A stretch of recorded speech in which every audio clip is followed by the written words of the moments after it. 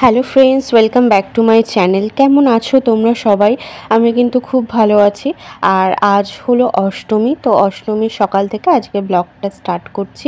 তো প্রত্যেকবারের মতো এবারও রেডি হয়ে নিয়েছি, আর একেবারে রেডি হয়েই তোমাদের সামনে আসলাম, কারণ সকালবেলাটা অনেকটা তাড়াহুড়োর মধ্যে ছিল, তো সেই কারণে আমি আর কি ফেস টু ফেস আসতে পারলাম না। তাই ভাবলাম যে একেবারে রেডি হয়ে তারপরে তোমাদের সামনে আসি। তো রেডি হতে হতেই তারপরে মনে হলো না ক্যামেরাটা অন করি, দিয়ে মা আর কি আমাকে শাড়ি পরিয়ে দিল, তারপরে ক্যামেরাটা অন করি আর কি। মেকআপ আর শাড়ি পরা তো হয়ে গেছে, কিন্তু অর্নামেন্টসগুলো যেগুলো আর কি পরবো সেগুলো এখনও রেডি করা হয়নি। আর ভেবেছিলাম একটা চোকার পরবো এই শাড়িটার সাথে। এবার সেই কারণে একটা চোকার তো কিনেছিলাম, কিন্তু চোকারটা দেখছি যেই টাক্সেলটা রয়েছে আর কি সেটা ভাঙা। তো এবার এত আশা করলাম যে পরবো, কিন্তু পরতে পারলাম না। তারপরে মা বলছে যে ঠিক আছে, আমার কাছে আর একটা রয়েছে, তো সেটা নিয়ে আসলো। যে সেটা দেখছে না, যে লকটা থাকে সেই লকটাই নেই। এবার এটা দেখে কেনা হয়নি, তো তারপরে তো আরও মনটা খারাপ হয়ে গেল। তারপরে মা বললো অসুবিধা নেই, আর একটা রয়েছে, একসাথে দুটো কিনেছিল, তো আর একটা নিয়ে আসলো মা, দিয়ে পরলাম। তারপরে এবার পরে নিয়ে ভাবছি যে এইটার থেকে এর আগে যেটা ট্রাই করলাম একটা লম্বা মতো অক্সরাইজার, তো ওটা বোধহয় বেশি ভালো লাগছে আমার কাছে, সেই কারণে দুটোই পরে দেখছি। আর তারপরে মাকে দেখালাম যে কোনটা বেশি ভালো লাগছে সেটা পরবো। এবার পরার পরে আমার মনে হলো যে যেটা লম্বা রয়েছে আর কি অক্সরাইজারে সেটা বেশি ভালো লাগছে। তো তারপরে ওটা খুলে, তারপর মানে চোকারটা খুলে দিয়ে অক্সরাইজারে ওটাই পরেছি লাস্টে।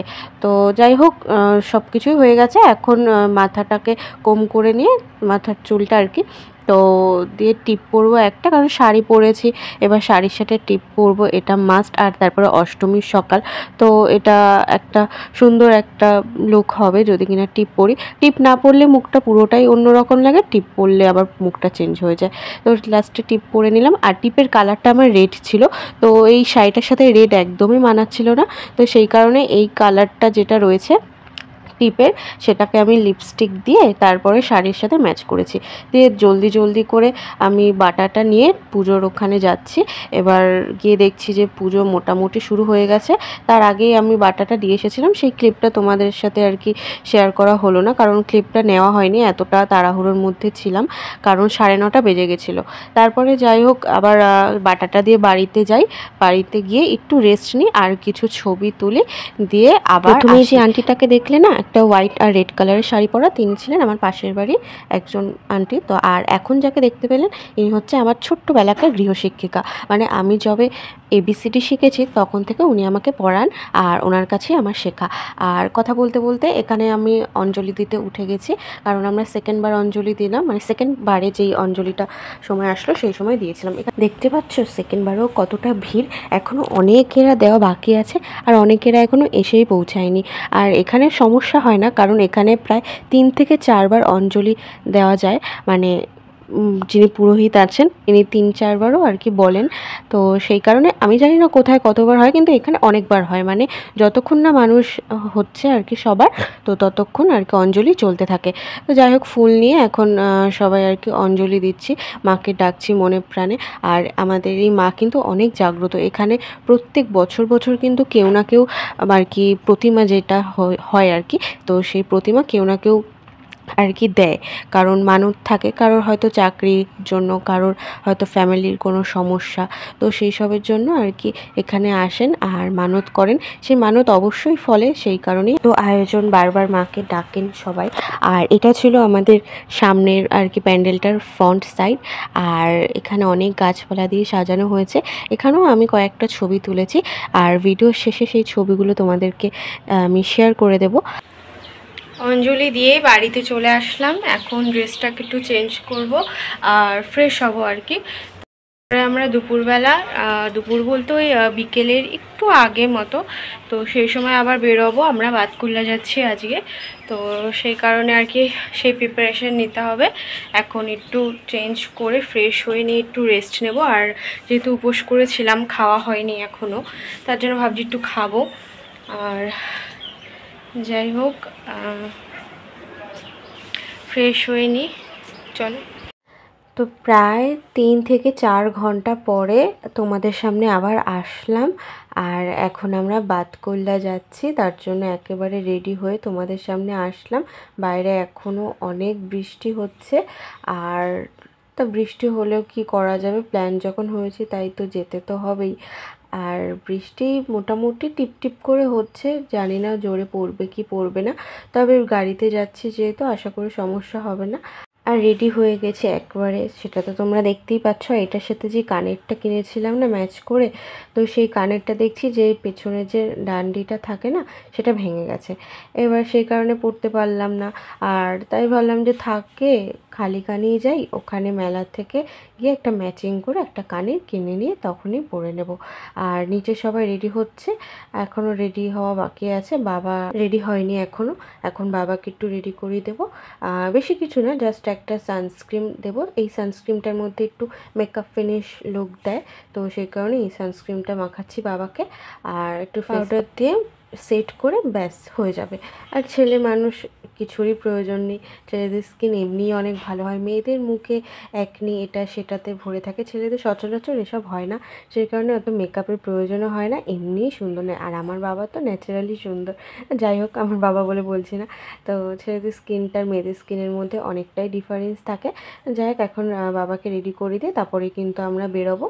আর প্রথমেই যে ক্লিপগুলো দেখলে না এই ড্রেসটা পরে, তো সেই ভিডিওগুলো করার সময় না আমি কথা বলেছি, কিন্তু জানি না এডিট করার সময় দেখছি যে ভয়েসগুলো নেই, এবার কি কারণে নেই আমি জানি না। তো সেই কারণে আমাকে আবার নিজে থেকে আর নতুন করে ভয়েসগুলো দিতে হলো, সেই কারণে আর কি কেমন একটা লাগছে, তবে ঠিক আছে তোমরা বুঝতে পারলেই হলো।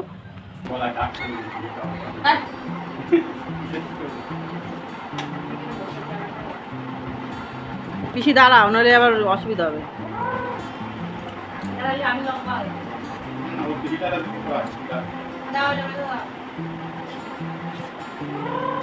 এই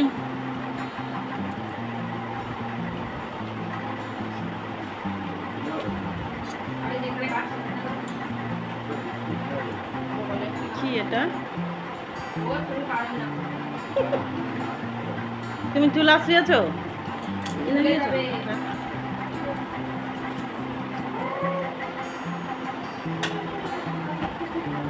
রিয়া মাথা আছে কাঁচাতে, ওই কাঁচা তোর কাছে কাটবো।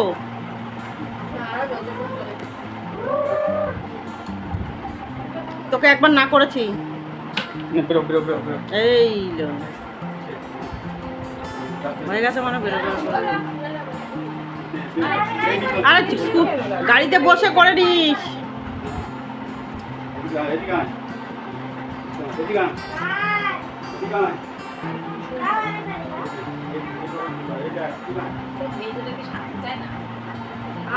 ওর একটু মন মতো না হলেই ব্যাস ওর শুরু হয় না তো না, এই হচ্ছে ওর ব্যাপার না তো।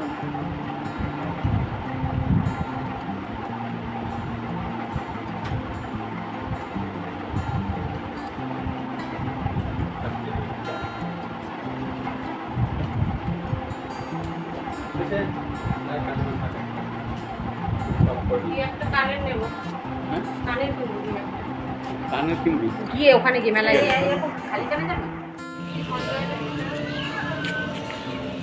এই আর হেলে লাগছে।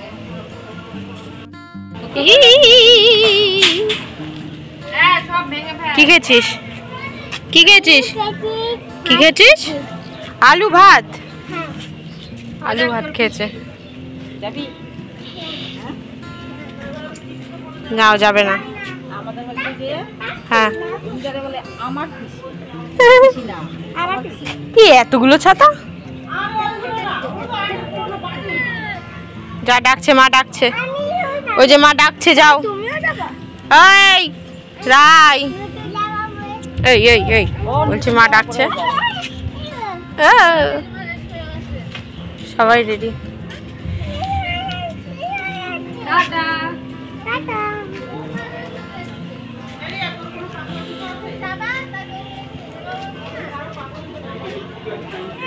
দেখতেই পাচ্ছ সবাই কিন্তু রেডি, আর বাবা এখন তালা দিচ্ছে সব জায়গায়, ঘরগুলোতে, বাইরের গেটগুলোতে, সবগুলোতেই তালা দিয়ে তারপরে যাবে। আমাদের বাড়িতে প্রায় অনেকগুলো গেট।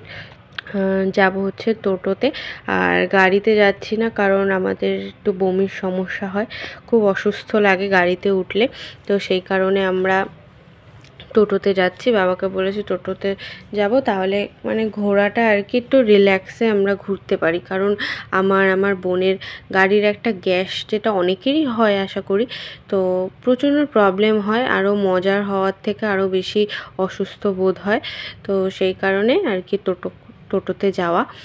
আর আস্তে আস্তে সবাই উঠবে গাড়িতে, দিয়ে তারপরে আমরা বেরোবো।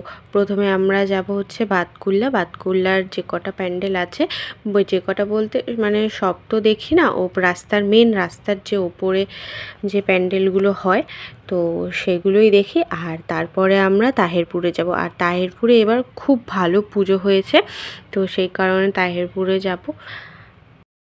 এখানে কি আমাদের স্কুল বাড়িতে, স্কুল বাড়িতে, তারপরে সব এক জায়গায় যা হাই করে দে, স্কুল বাড়িতেও খাওয়া আছে।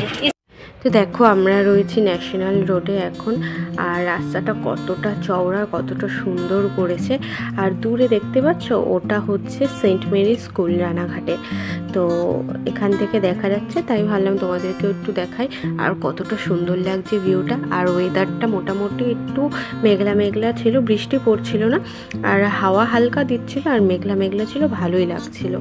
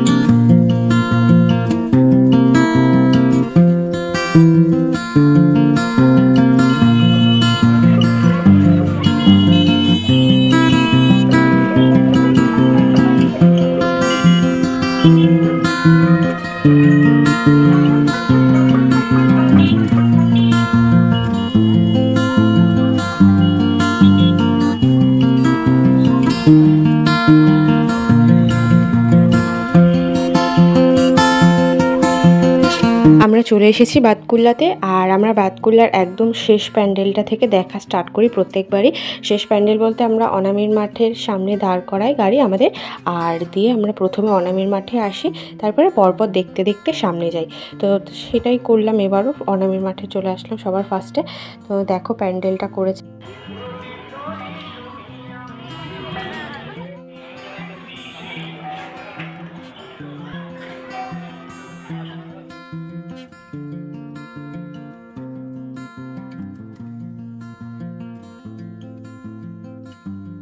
তো অনামির মাঠ থেকে চলে আসলাম, এখন আমরা প্রত্যেকটা এভাবেই দেখতে দেখতে সামনে এগোবো, আর তোমরাও দেখতে থাকো।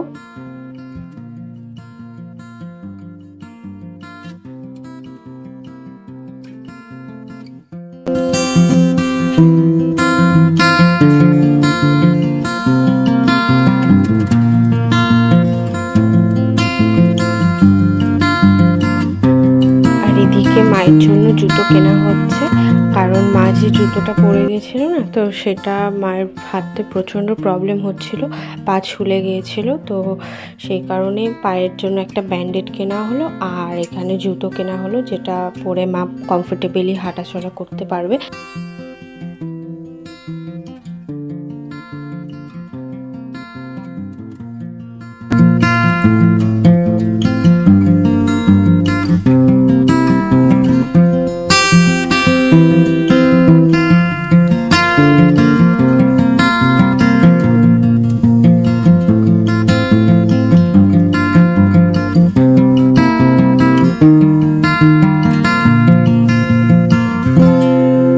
ভেবেছিলাম যে কানের নেব একটা, কারণ কানটা খালি ছিল।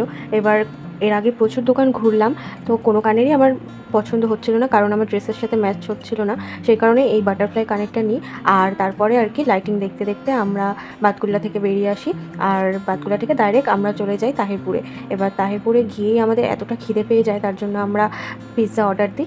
এবার পিৎজা অর্ডার এখানে দিতে গিয়ে শুনছি যে 120 টাকা করে তো দাম, কিন্তু প্রচুর টাইম লাগবে। তো সেই কারণে আমরা 6টা অর্ডার করি, আর বললাম যে ঠিক আছে টাইম লাগবে তো আমাদেরটা করতে থাকুন, আমরা ঠাকুরটা দেখে আসি। তো তারপরে এসে দেখছি যে প্রচুর বড় লাইন, অনেকটা লাইন, এখানে যতটা দেখাচ্ছে তার থেকেও বেশি, পেছনে অনেকটা পেঁচানো আর সামনেও তাই। সেই কারণে আমরা ভিআইপি টিকিট কেটে তারপরে গিয়ে ভেতরে ঢুকি। আর ভিআইপি পাসের দাম ছিল পার হেড 20 টাকা করে, আর সেখানেও প্রচুর লাইন। জেনারেলে তো লাইন ছিলই, সেটা একদম অস্বাভাবিক, এতটা পরিমাণে লাইন যে একটা ঠাকুর দেখতে আমাদের মানে সকাল হয়ে যাবে, এতটা লাইন ছিল। আর তার সেই কারণে ভিআইপি টিকিটটা কাটা, সেখানেও দেখছি লাইন। তো ঠিক আছে, লাইনে ঢুকে আর কি টিকিটটা কেটে তারপরে ভেতরে আসি। তো ভেতরটা দেখো কতটা সুন্দর করে করেছে।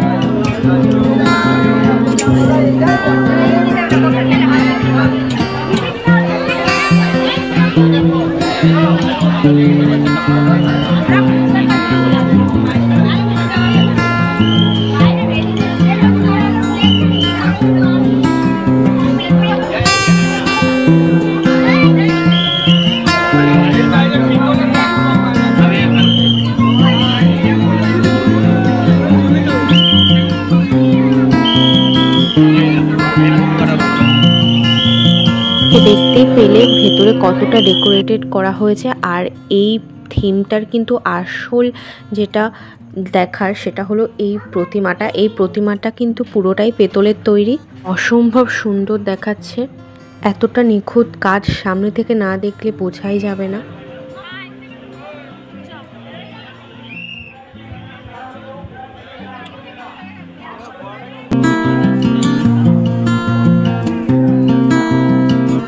প্রতিমা দর্শন করে আমরা তারপরে চলে আসলাম সোজা পিৎজা কাউন্টারে, যেখানে আমরা অর্ডার করেছিলাম। আর পিৎজা কিন্তু রেডি হয়ে গেছে, এখন আমরা খাচ্ছি আর খেতে খেতে আর কি একটু কথা বলছি, তারপরে আমরা বাড়ির দিকে রওনা নেব।